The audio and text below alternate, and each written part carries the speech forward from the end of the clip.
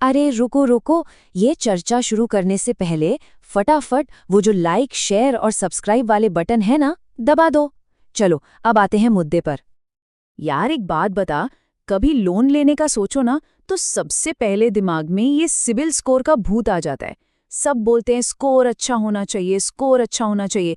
पर भाई ये है क्या भला, और इससे इतना डरने की क्या बात है? कुछ समझ नहीं आता। अरे कोई भूत भूत नहीं है, बहुत सिंपल सी चीज है। चल आज इसी का पूरा पोस्टमार्टम करते हैं। तो सवाल ये है कि सिबिल स्कोर आखिर है क्या। देख, सिबिल स्कोर ना बस एक 3 डिजिट का नंबर है, 300 से 900 के बीच में। इसको ऐसे समझ ले जैसे स्कूल का रिपोर्ट कार्ड होता है ना, ये बस अपने फाइनेंस का रिपोर्ट कार्ड है। ये दिखाता है कि किसी ने अपने पुराने लोन्स और क्रेडिट कार्ड के बिल्स को कितनी जिम्मेदारी से चुकाया है। बिल्कुल।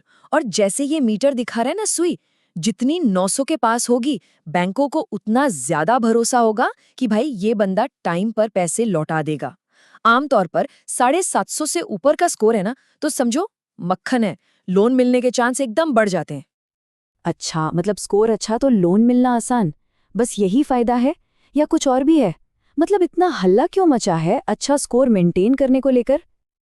अरे वाह, क्या सवाल पूछा है। फायदे ही फायदे हैं भाई।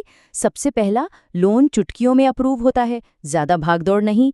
दूसरा, ब्याज भी कम लगता है, मतलब ईएमआई सस्ती हो जाएगी। इतना ही नहीं, ज्यादा बड़ा लोन अमाउंट मिल सकता है, क्रेडिट कार्ड की लिमिट भी ज्यादा मिलती है। और सबसे बढ़िया बात, तुम बैंक से मोलभाव भी कर सकते हो, पावर आ जाती है हाथ में। वाह यार, ये तो सही में कमाल है। पर ये स्कोर बनता कैसे है? मतलब सीबीएल वाले कौन सी जासूसी करते हैं कि ये नंबर निकल आता है? कौन सी बातें हैं जो मेरे स्कोर को ऊपर नीचे कर सकती हैं? हाँ, जासूसी नहीं, हिसाब किताब है पूरा। देख ये जो चार्ट है ना, इसमें सब साफ है। स्कोर 5 चीजों पर टिका है। सबसे बड़ा हीरो है पेमेंट हिस्ट्री, इसका वजन है पूरे 35%। दूसरा है क्रेडिट यूटिलाइजेशन, यानी अपने क्रेडिट कार्ड का कितना इस्तेमाल होता है, ये 30% है। फिर क्रेडिट हिस्ट्री कितनी पुरानी है, वो 15%। कितने तरह के लोन लिए हैं, वो 10%। और हाल फिलहाल में कितनी बार लोन के लिए पूछा है, वो भी 10%। तो जैसा मैंने कहा, सबसे जरूरी चीज टाइम पर पेमेंट, चाहे ईएमआई हो या क्रेडिट कार्ड का बिल, ड्यू डेट से पहले चुका दो। एक भी पेमेंट चुकी तो स्कोर पर सीधा डेंट पड़ता है। 35% का मामला है तो इसको तो बिल्कुल हल्के में नहीं ले सकते।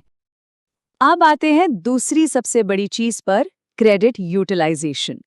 इसका एक गोल्डन रूल है, 30% का नियम।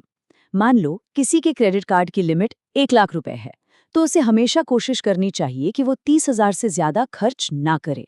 अगर कार्ड पूरा मैक्स आउट कर दिया ना, तो बैंकों को लगता है कि ये बंदा तो पूरे क्रेडिट पर ही जी रहा है और ये स्कोर के लिए अच्छा नहीं है। और सिबिल को ये सब पता चलता है सिबिल रिपोर्ट से। ये एक पूरी कुंडली होती है, इसमें किसी की पर्सनल डिटेल से लेकर उसके हर एक लोन, हर एक क्रेडिट कार्ड का पूरा कच्चा चिट्ठा होता है। बैंक लोन देने से पहले इसी रिपोर्ट को खंगालते हैं। ठीक है, सब समझ आ गया। पर अब ये बता, अगर किसी का स्कोर पहले से ही कम है तो क्या करें? कोई डूबती नैया को पार लगाने के लिए आसान से टिप्स है?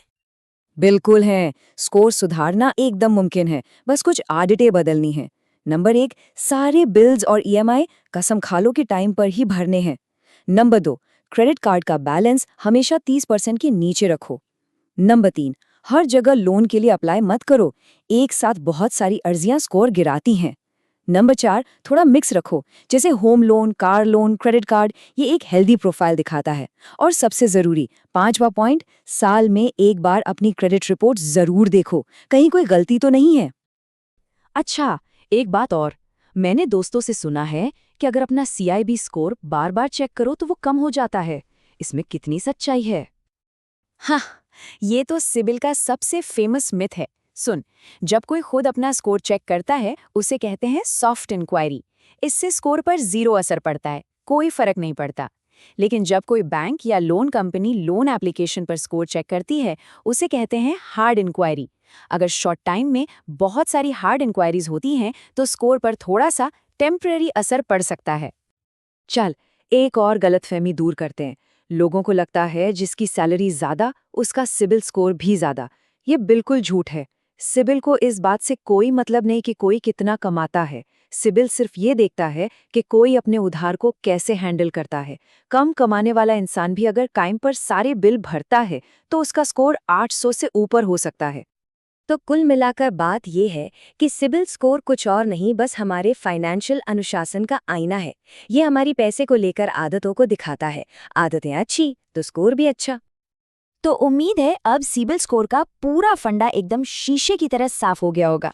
तो अब सोचने वाली बात यह है कि क्या ये सिर्फ 3 डिजिट का नंबर हमारी असली फाइनेंशियल कहानी बताता है, या सिर्फ उधार चुकाने की हमारी आदत। खैर, इसी सोच के साथ ऐसे ही और फाइनेंस के टॉपिक को अड्डा स्टाइल में समझने के लिए पैसा अड्डा को सब्सक्राइब करना मत भूलना।